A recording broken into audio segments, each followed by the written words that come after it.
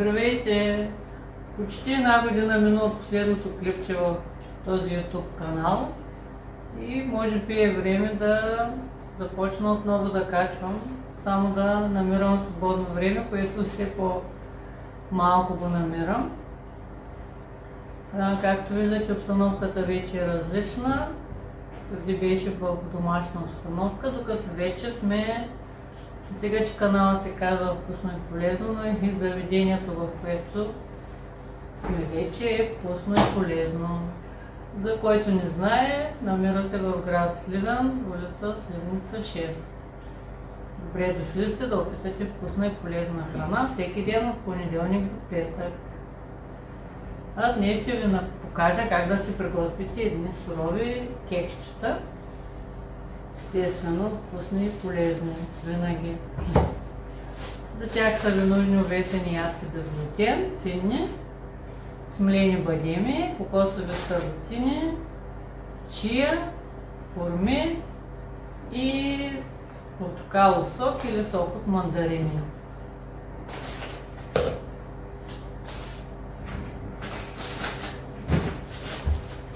Овесените ядки са 150 грама.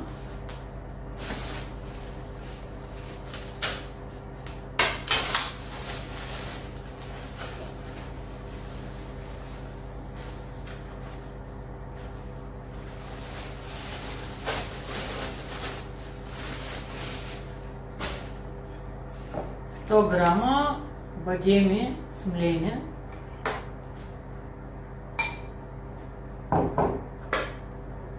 2 супени лъжици чия,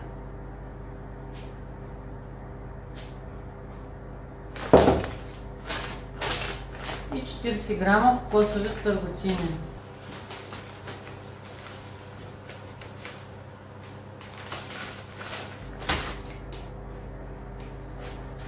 Това са сухите съставки, ги разбъркваме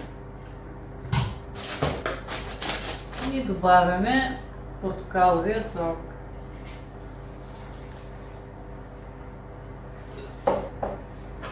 Така разбъркваме. Сега е момента да добавям, аз ще използвам паста от форми.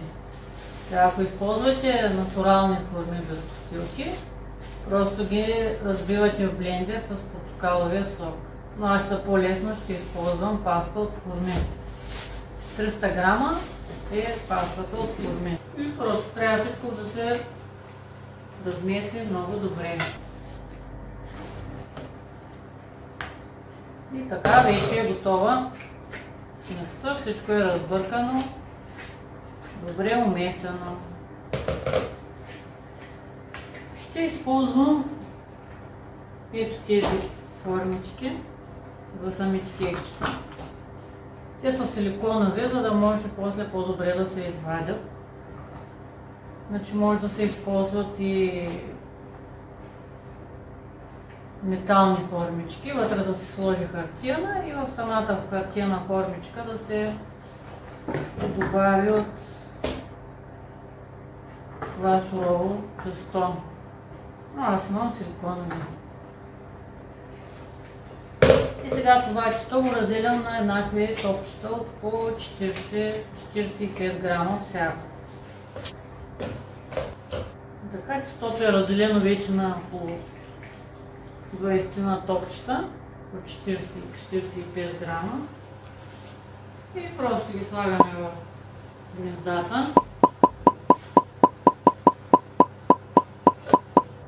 И така тестото вече е разпределено по отделните гнезда. Сега ще направим по една дупка в всяко кексче и вътре ще сложим по една чайна лъжичка от лешниковия тахан, а може бадемов, слънчогледов, какъвто използвате. Така ще направя дупката с това лъжиче, не му знам името. Той е за начукване на чесън. Извърши идеална работа, тъй като тук е заоблено. За да са вкусни кексчетата, просто направете по-голяма дупка, за да има място за повече от тахана.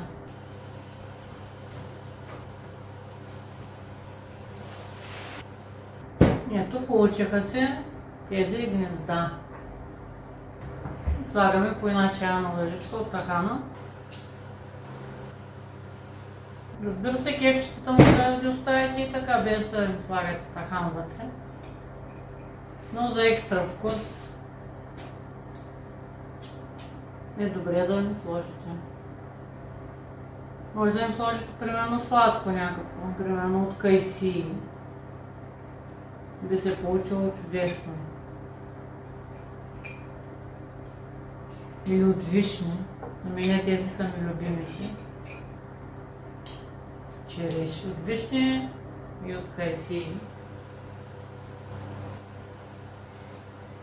Така и тахана е сложен вече. Сега остава да разтопим малко шоколад и да го излеем за най-отгоре върху кексчетата.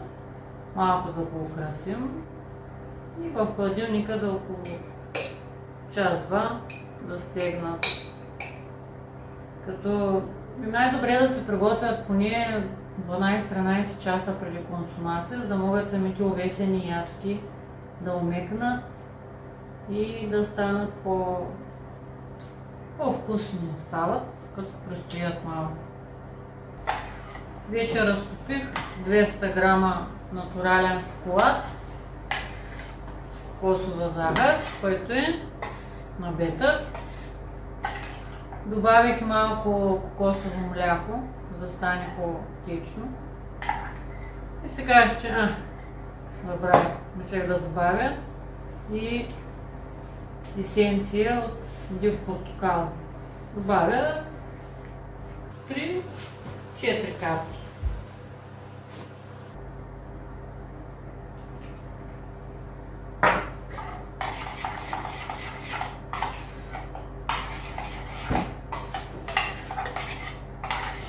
Слагам по една лъжица във всяко кексче.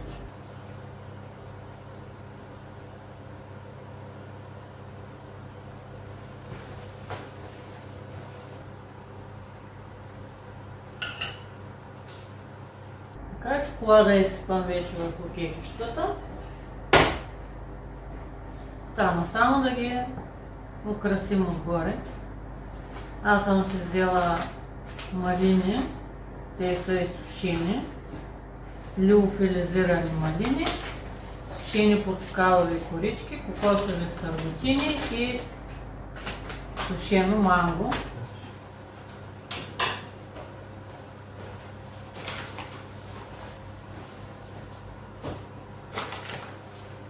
Естествено, отгоре може да се сложи пресни плодове, ядки.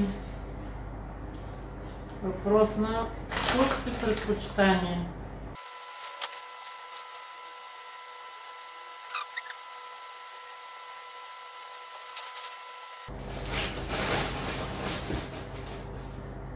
Ще добавим по няколко друг клешник суров. И така, кексчетата са готови. Остана да ги приберем в хладилника. И след около 2 часа ще ги извадим от формичките и ще ги оставим така да стоят до утре.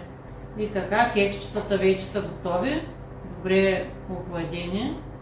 Шоколада е стегнал, така че става само да се извадят.